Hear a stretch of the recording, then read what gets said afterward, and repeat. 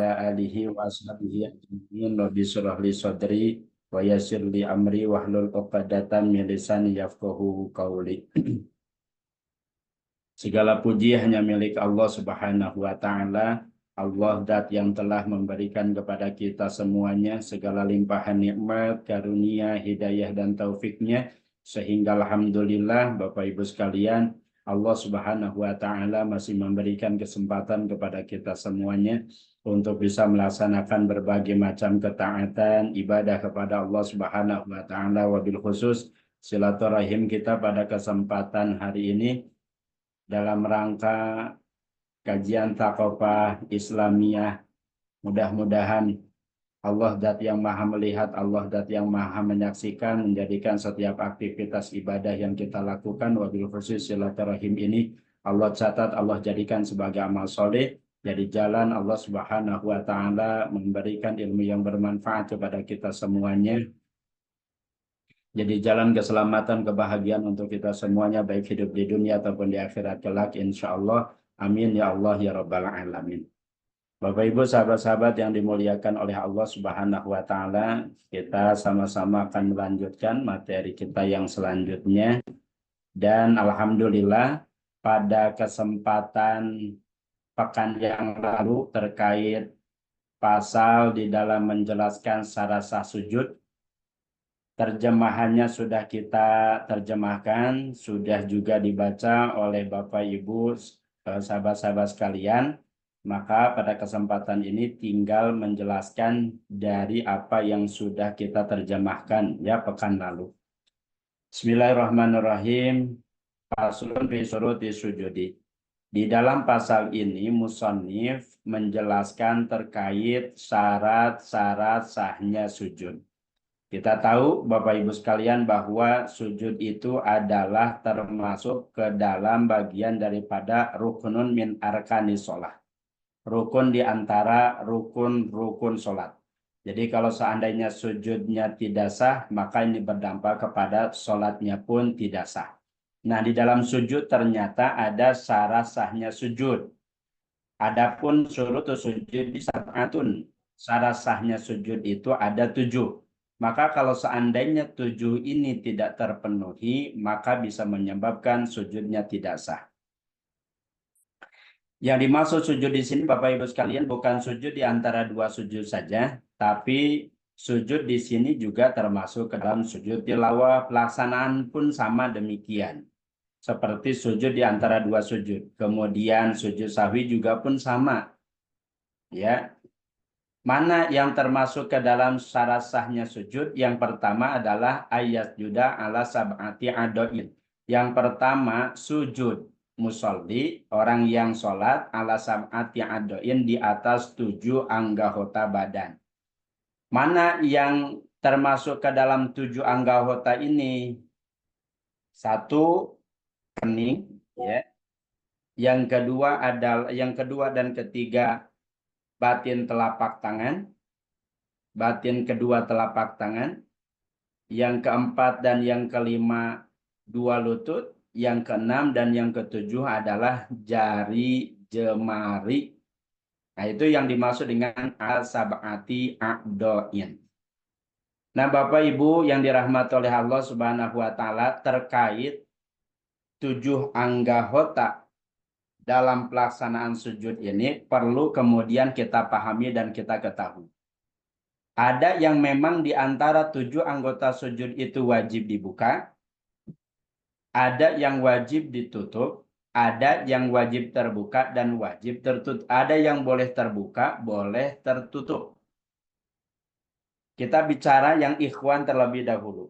Kalau ikhwan, keningnya itu wajib dibuka, ya, dalam madhab Syafi'iyah.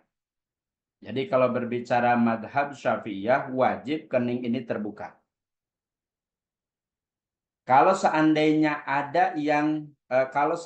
kening ini tertutupi, ini bisa menyebabkan sujudnya tidak sah. Seperti kalau ikhwan pakai kopiah atau pakai sorban.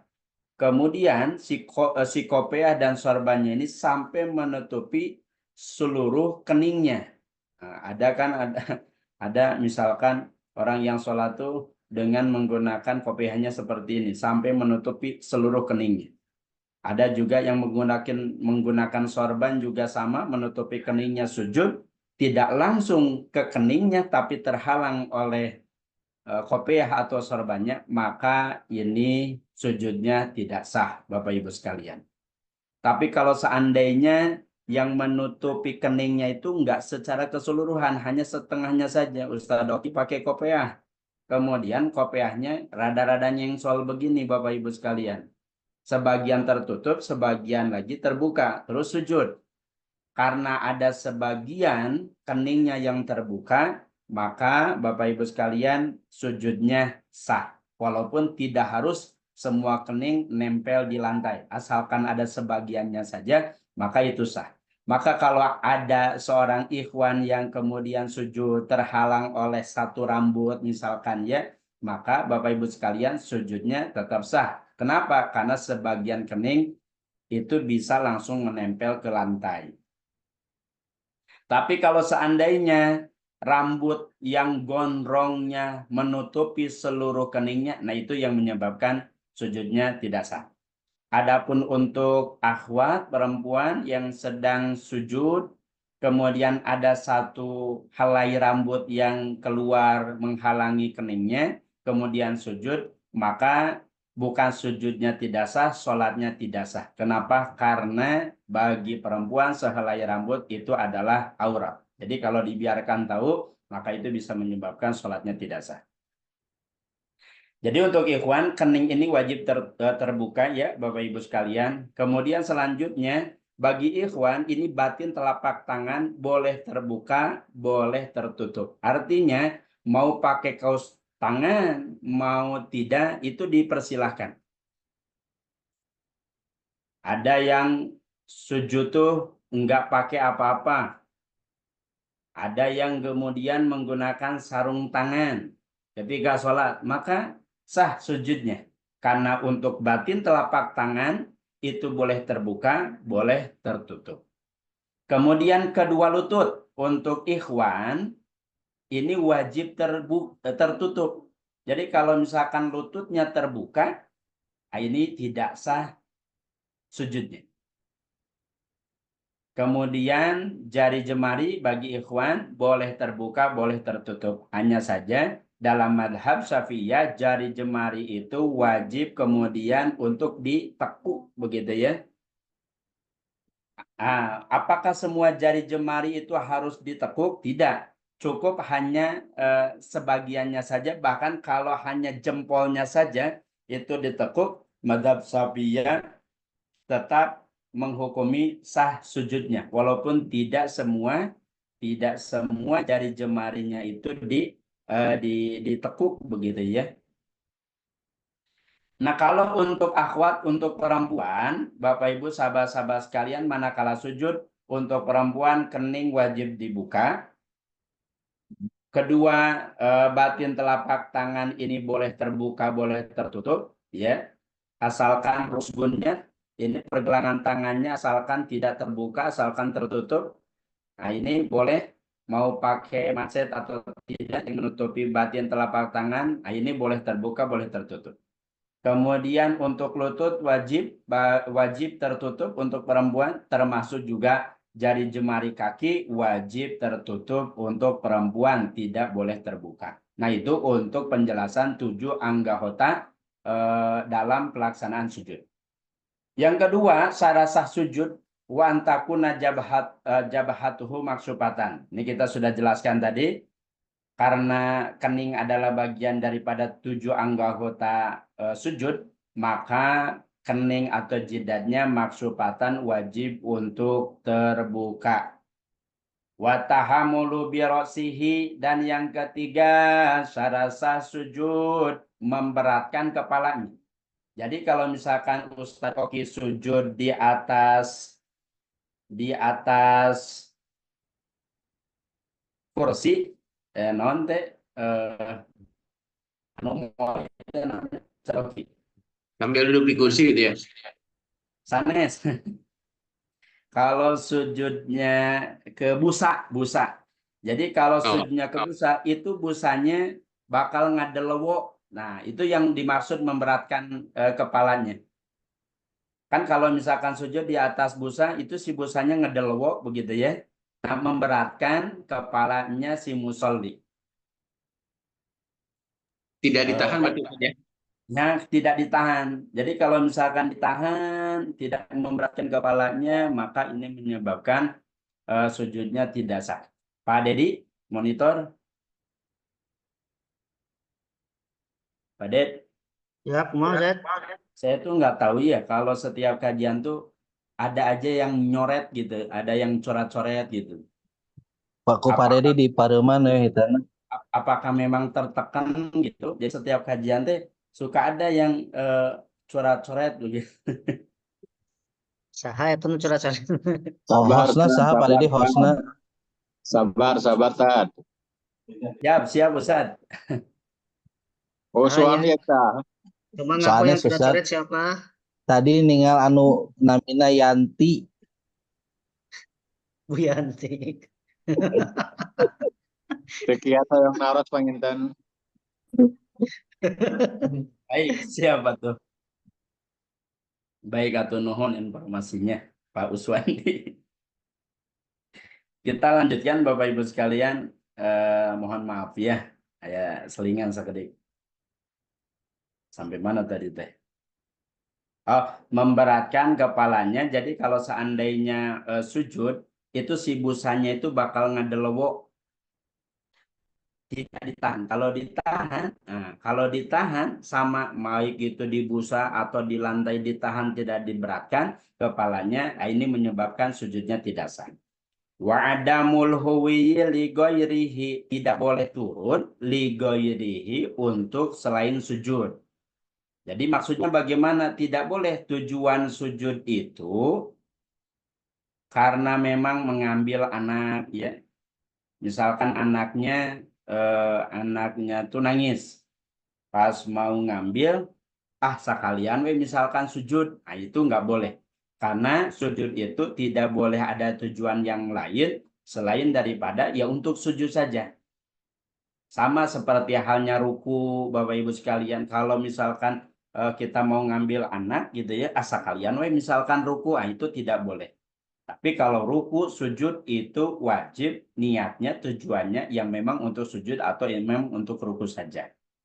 Kemudian syarat yang selanjutnya wa ala yasjuda, tidak boleh sujud seseorang ala syai'in yataharraku biharokatihi, di atas sesuatu yang ikut bergerak dengan sebab bergeraknya musolli. Oleh karenanya untuk akhwat ini yang sering ditanyakan biasanya kalau seandainya sujud di atas mukenanya boleh atau tidak? Karena mukena itu digunakan oleh musolli, mukena itu ikut juga gerakan bersama musolli, maka mukena tidak boleh dijadikan sebagai alas untuk akhwat bersujud. Jadi kalau misalkan ada akhwat sujudnya di atas mukenanya, maka batal sujudnya.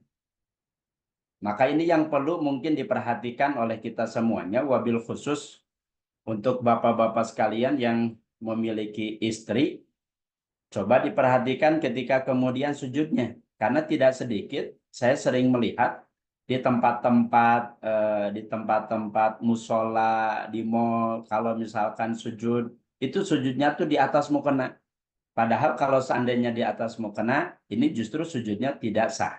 Kenapa? Karena dia sujud di atas sesuatu yang ikut bergerak bersama dengan musolli. Wartifa'u asapilihi ala a'alihi, dan syarasah selanjutnya itu adalah meninggikan bagian yang bawahnya musolli ala a'alihi terhadap bagian bagian atasnya musolli. Artinya apa? Artinya bahwasannya pinggangnya harus lebih tinggi dibandingkan dengan kepalanya. Jadi kalau tangan mah mungkin, nah gitu ya. Kalau tangan mah mungkin seperti ini. Jadi yang tadinya kepala ketika berdiri ada di atas, maka ketika sujud nih kepalanya berada di bawah. sementara pinggangnya lebih atas, lebih tinggi dibandingkan dengan kepalanya. Kalau seandainya ternyata dia sujud di atas tembok, di atas tangga atau tembok yang kepalanya itu lebih tinggi dibandingkan apa? Dibandingkan dengan pinggangnya, maka ini sujudnya juga tidak sah. Bahkan termasuk kalau seandainya si kepala ini sejajar dengan apa? Sejajar dengan pinggangnya pun dalam mazhab Syafi'iyah ini menyebabkan sujudnya tidak sah. Ada di antara santri yang ketika kemudian sholat ternyata tempatnya penuh, musolanya penuh, masjidnya penuh, akhirnya kemudian dia sujud di bagian tangganya. Dia sholat di bagian tangganya. Ketika sujud, maka si kepalanya kadang lebih tinggi dibandingkan dengan pinggangnya. Nah, ini menyebabkan sujudnya tidak sah, Bapak Ibu sekalian. Dan syarat yang terakhir dalam sujud ini adalah wa tuma'ninatu fihi, yaitu tuma'ninah fihi di dalam sujud. Kalau misalkan ditanya tuma'ninah itu apa? Kalau merujuk kepada pendapatnya Imam Nawawi Al-Jawi Al-Bantani dalam kitab Kasyifatus Syajah, bahwa yang dimaksud dengan tuma'ninah itu adalah berhenti sejenak seukuran membaca subhanallah. Nah, itu yang dimaksud dengan tuma'ninah. Kalau dihitung detik mah subhanallah mungkin ada 2-3 detik. Baru kemudian kita melanjutkan kepada rukun yang lain. Begitu Bapak Ibu sekalian. Kenapa harus tuma'ninah? Karena memang banyak terjadi. Apalagi kalau seandainya kita lihat di sholat-sholat taraweh saking cepatnya belum juga nempel udah langsung kemudian beralih ke rukun yang lain. Nah, ini menyebabkan tuma'ninahnya tidak sah dalam mazhab Syafi'iyah. Itu penjelasannya terkait syarat sahnya sujud di dalam sholat, Bapak Ibu sekalian. Mungkin itu yang bisa disampaikan pada kesempatan ini. Untuk selanjutnya, barangkali Bapak Ibu sekalian ada yang mau ditanyakan terkait syarat-syarat sahnya sujud ini, mangga dipersilahkan. Mangga. Ustaz, bari naros Ustaz. Masya Allah. Assalamualaikum. Salam. Rahmatullahi. Assalamualaikum Pak Ustaz. Hapunten ieu di kamera nuju rada kabancen panginten pidoana we. Oh, nuju Tedamang, Bu Yanti. Mohon Ya, pidoana. mohon syafaqillah, mudah-mudahan janten amal soleh dipasihan kesembuhan ku Allah. Bari itu maros perkawis anu 7 anggota tubuh ya, anggota badan yang harus menempel kepada tempat sujud. Itu bagi orang yang sehat panginten Ustaznya. Bagaimana bagi orang yang tidak sehat itu kan ada yang duduk di atas kursi atau yang berbaring. Kalau yang duduk di atas kursi kan kalau kepalanya harus lebih rendah dari pinggang, itu duduknya harus seperti apa gitu, karena banyak sekali melihat ya ibu-ibu atau misalkan yang sedang sakit seperti itu Pak Ustadz. Bagaimana penjelasannya? Nuhun. Assalamualaikum. Waalaikumsalam warahmatullahi wabarakatuh. Baik, terima kasih Bu Yanti. Jadi kalau tadi ada syarat sujud, Syekh Salim bin Sumer menyampaikan bahwasannya kepalanya itu harus lebih rendah dibandingkan dengan pinggangnya. Maka Bapak Ibu sekalian itu bagi orang yang melaksanakan sholat dalam keadaan sempurna, dalam keadaan normal. Tapi kalau seandainya sholat dalam keadaan tidak normal, mungkin tadi maksud Pak Asep Dadang juga kalau sholat di atas kursi begitu ya, maka sujudnya seperti apa? Sujudnya cukup hanya dengan menggerakkan badan itu lebih rendah dibandingkan ketika seseorang berdiri. Tapi ketika kemudian nanti sujud, itu lebih rendah dibandingkan dengan rukunya. Jadi sebetulnya dengan demikian juga sudah cukup. Adapun syarat tadi itu disyaratkan bagi orang yang sujudnya dalam keadaan normal. Gitu ya. Tapi kalau misalkan dalam keadaan duduk, maka Bapak Ibu sekalian tidak harus kemudian kepalanya lebih rendah dibandingkan dengan pinggangnya. Atau rada-rada susah, jungkel oke gitu.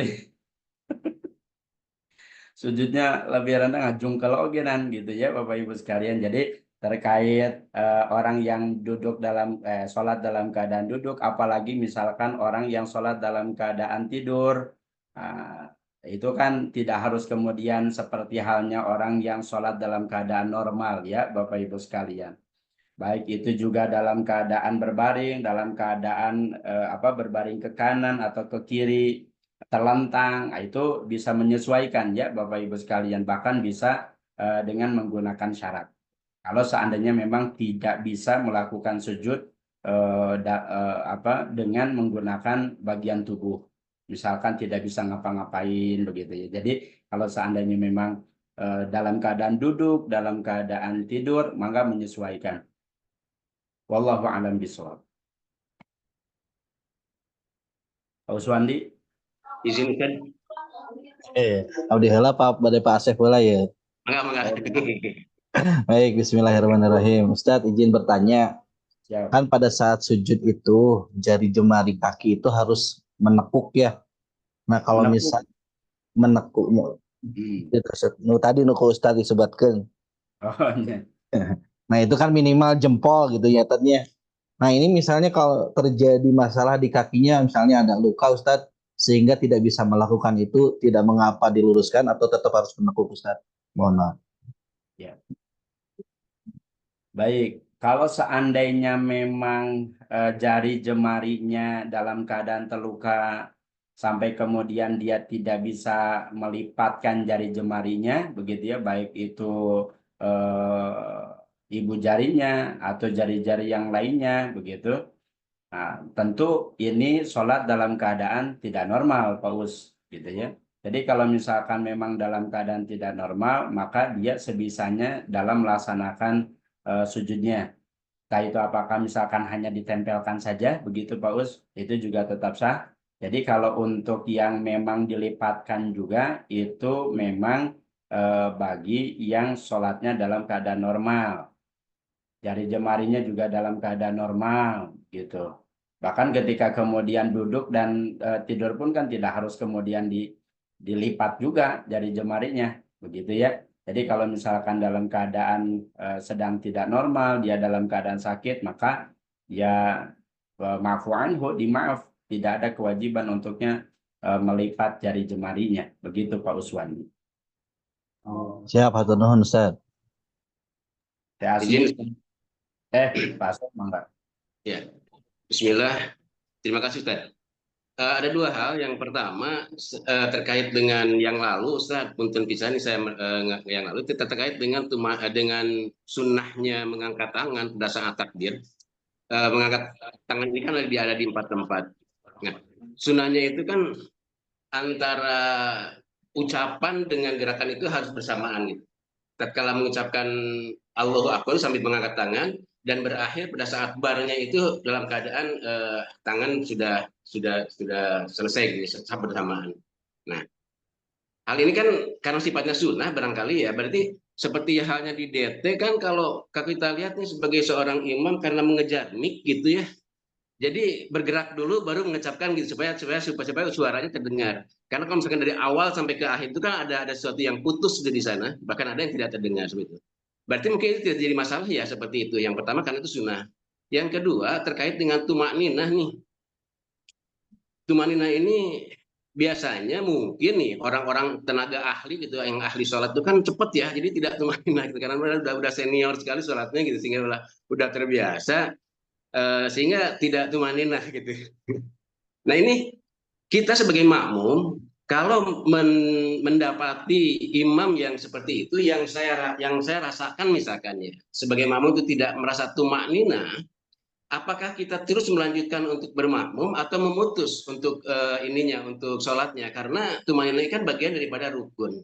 Itu aja Ustaz. Terima kasih. Assalamualaikum.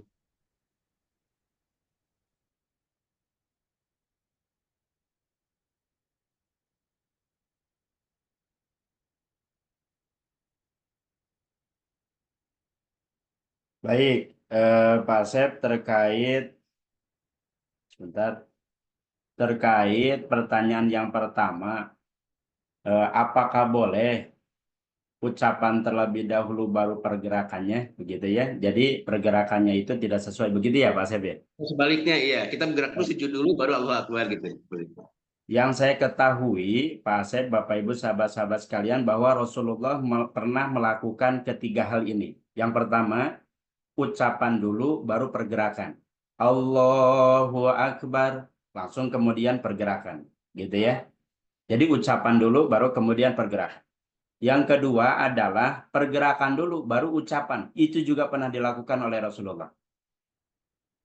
Allahu Akbar. Dan yang ketiga adalah antara pergerakan dan ucapan itu berbarengan, Bapak Ibu sekalian. Allahu Akbar. Karena memang ketiga ini pernah dilakukan, maka orang yang kemudian sholat, ucapan terlebih dahulu baru pergerakan, sholatnya tetap sah. Orang yang kemudian pergerakan dulu baru ucapan juga sholatnya tetap sah. Pun demikian yang ketiga, ucapan dan perbuatan itu bersamaan. Tapi kalau saya mengetahui di antara tiga yang dilakukan oleh Rasulullah, jumhur ulama lebih mengambil kepada pendapat antara ucapan dan pergerakan itu dilakukan dengan yang sama. Gitu ya. Jadi kalau misalkan memang memungkinkan pergerakan dengan ucapan itu sama, maka itu yang kemudian dilakukan, itu yang kemudian diambil, karena itu yang diambil oleh jumhur para ulama. Tapi kalau seandainya memang tidak memungkinkan, maka baik itu gerakan yang lebih awal atau ucapan yang lebih awal, maka hukumnya tetap sah sholatnya. Nah, kenapa ada pergerakan dan ucapan yang bersamaan, kemudian juga ada ucapan yang lebih dulu, ada juga pergerakan yang lebih dulu dibandingkan dengan ucapan, karena terkadang si makmum itu dia tidak paham. Ketika kemudian si imam hendak ruku atau misalkan dari i'tidal ke sujud, belum juga sujud, makmum sudah langsung mengikuti. Nah, ini kan dimakruhkan bagi makmum yang mengikuti pergerakannya bersama dengan imamnya.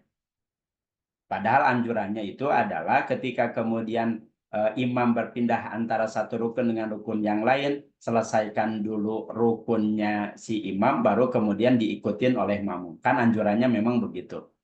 Itu dalam melaksanakan ibadah sholat. Bahkan Bapak Ibu sekalian, ada yang memang dianjurkan untuk bersamaan. Apa dianjurkan untuk bersamaan di dalam sholat? Ketika mengatakan amin. Nah, itu dianjurkan untuk bersamaan. Bahkan juga ada yang haram untuk bersamaan. Ini menyebabkan sholatnya tidak sah. Mana ada di dua tempat. Yang pertama adalah ketika takbiratul ihram, dan yang kedua adalah ketika salam. Maka ini tidak boleh bersamaan antara imam dengan makmum. Ya haram, ya menyebabkan sujud sholatnya pun tidak sah. Jadi Bapak Ibu sekalian harus diperhatikan ketika kemudian kita takbiratul ihram, bahwa kita berjamaah, kemudian sholat itu imam itu takbiratul ihram misalkan, Allah, jadi dia harus menyelesaikan terlebih dahulu takbiratul ihramnya sampai sempurna, sampai kemudian mengucapkan tadi Allahu Akbar, roknya 8 Allahu Akbar, dia selesai melakukan takbiratul ihram, baru makmum kemudian mengikuti takbiratul ihram. Tapi kalau seandainya belum selesai Allah, baru juga Allah, makmum kemudian juga ngangkat kedua tangannya, ini menyebabkan sholatnya tidak sah. Begitu ya.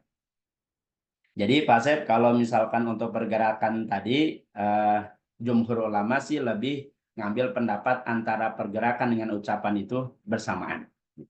Nah kemudian yang kedua, kalau misalkan ternyata, apa ya tadi yang kedua? Oh, tidak tumanina. Baik, tidak tumanina. Kalau seandainya memang ada imam yang tumak nina, sementara tumak nina itu adalah secara sah sujud. Kemudian juga kalau tidak dilakukan sujudnya tidak sah. Kalau sujudnya tidak sah menyebabkan kan sholatnya tidak sah. Padahal kalau kita melihat ada hal-hal yang membatalkan,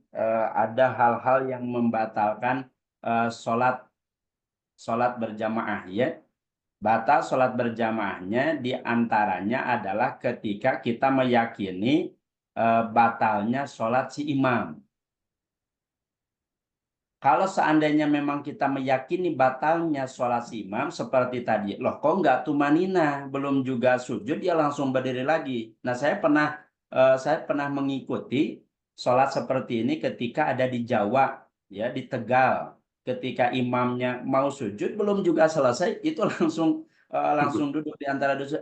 Saya bilang gitu ya, Terus apa yang kemudian harus kita lakukan kalau kita yakin melihat secara langsung batalnya si imam daripada sholatnya, maka tidak boleh nekat untuk melanjutkan sholat berbarengan dengan si imam tersebut.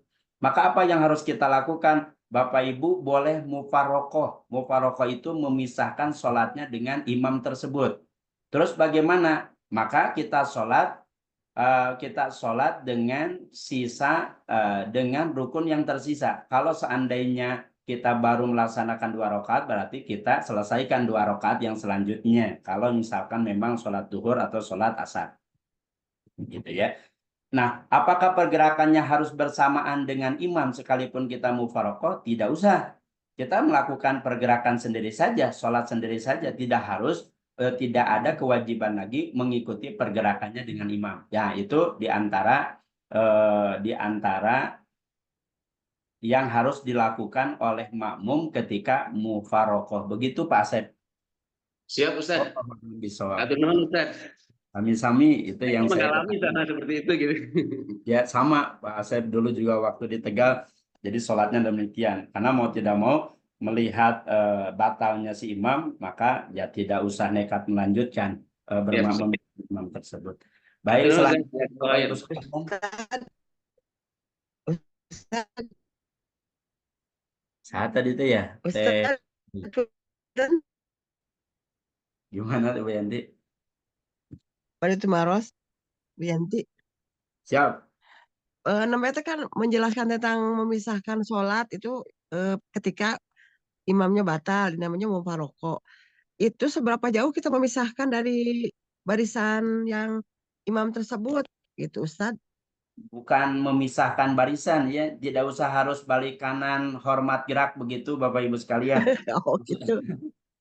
Maksud saya memisahkan ininya, bukan memisahkan barisannya, bukan. Barisannya masih tetap di sana Bu Yanti. Oh, mohon. Barisannya masih di sana. Ini mah hanya memutuskan berjamaahnya saja dengan siapa? Dengan imam, sehingga pergerakannya itu tidak harus sama antara makmum dengan imam karena sudah muparokoh. Tapi kalau Bu Yanti itu mau muparokoh, memutuskan begitu ya, maka tidak usah kemudian mundur ke belakang. Hormat gerak, balik kanan langsung. Nah, itu tidak usah begitu. Jadi tetap saja berada di atas di posisi Bu Yanti berdiri begitu, cuma pergerakannya yang berbeda, yang tidak wajib lagi mengikuti pergerakan si imam. Bapak Ibu, karena waktunya sudah 16.39, mungkin pertemuan ini dicukupkan karena Pak Dedi sudah ada isyarat begitu ya untuk mengakhiri perjumpaan pertemuan kita pada kesempatan sore hari ini. Walaupun sederhana, walaupun sebentar, tapi insya Allah mudah-mudahan ada manfaatnya untuk kita semuanya. Dan Bapak Ibu sekalian, ketika kemudian ada penyampaian yang kurang sesuai, mudah-mudahan Allah Subhanahu wa Ta'ala mengampuni, Allah Subhanahu wa Ta'ala memberikan ilmu yang sekiranya bermanfaat untuk kita semuanya. Itu saja yang bisa disampaikan Pak Dedi, Bapak Ibu, sahabat-sahabat sekalian. Kita akhiri dengan pembacaan hamdalah dan doa kafaratul majelis. Alhamdulillahirabbil alamin. Subhanakallahumma wa bihamdika asyhadu alla ilaha illa anta astaghfiruka wa atubu ilaik. Terima kasih. Wassalamualaikum warahmatullahi wabarakatuh. Mangga Ustaz Oki dikembalikan. Baik, terima kasih Ustaz Hendra atas ilmunya yang sudah disampaikan. Mudah-mudahan apa yang sudah disampaikan bisa bermanfaat buat kita semua dilaksanakan atau dijalani di kegiatan sehari-hari. Mungkin dicukupkan sekian. Terima kasih atas kehadirannya Bapak Ibu. Mudah-mudahan yang sedang sakit Allah cepat sembuhkan. Dan terusus guru kita mudah-mudahan senantiasa dalam lindungan Allah Subhanahu wa Ta'ala, dan Ustadz Hendra selaku guru kita juga mudah-mudahan Ustadz Hendra senantiasa ada dalam lindungan Allah Subhanahu wa Ta'ala. Terima kasih, saya sebagai MC pamit undur diri. Assalamualaikum warahmatullahi wabarakatuh. Permohon saya Bapak Ibu jangan lupa presensinya diisi ya. Nuhun sadayana.